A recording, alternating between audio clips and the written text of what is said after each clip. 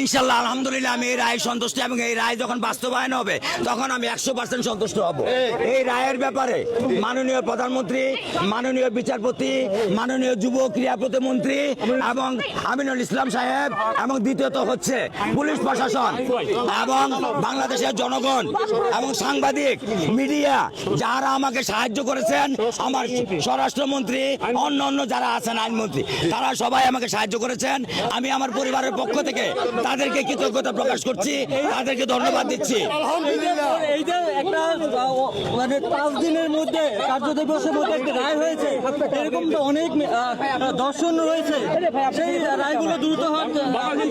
আমি চাই বাংলাদেশের প্রত্যেকটা রামিসার বিচার দ্রুত হোক এবং দ্রুত সময়ের ভিতরে সেই রায় কার্যকর হোক এবং বাংলাদেশে আর কোনো রামিসার এই ধরনের ঘটনা না ঘটুক। ধন্যবাদ।